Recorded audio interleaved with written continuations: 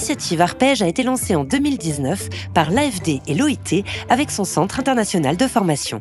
Son but, accompagner et renforcer les gouvernements dans le suivi et l'évaluation des politiques emploi-formation des jeunes et alimenter les discussions entre les différentes parties prenantes, à savoir les syndicats de travailleurs et d'employeurs, les jeunes, les institutions publiques et la communauté internationale.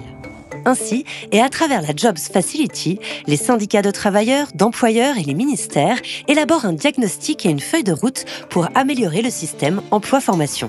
Ce travail a été mené dans 4 pays, le Maroc, le Sénégal, la Côte d'Ivoire et le Congo-Brazzaville. Au Congo, ce travail a été alimenté par une enquête emploi représentative pour les jeunes âgés de 15 à 35 ans, dont l'objectif est de disposer d'informations concernant la transition sur le marché du travail des jeunes Congolais et de mettre à jour les données qui dataient de 2015. Voici les principaux résultats de cette enquête de transition vers la vie active. Au Congo, la jeunesse est une population urbaine à 59% et particulièrement jeune puisque les 15-24 ans représentent 64%. Sur le marché du travail, la crise économique engendre des difficultés accrues pour les jeunes.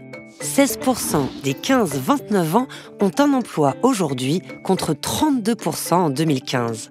Sur cette même tranche d'âge, les NEET, ni en emploi, ni en études ou formation, sont passés de 16% en 2015 à 37% en 2022.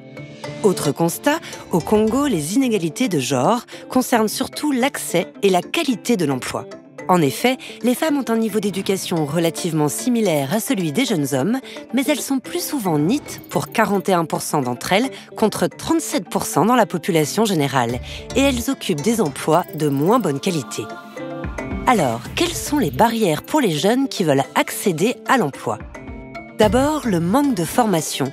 78% des jeunes NEET ont un niveau égal ou inférieur au primaire. Ensuite, le manque d'offres d'emploi et d'expérience professionnelle.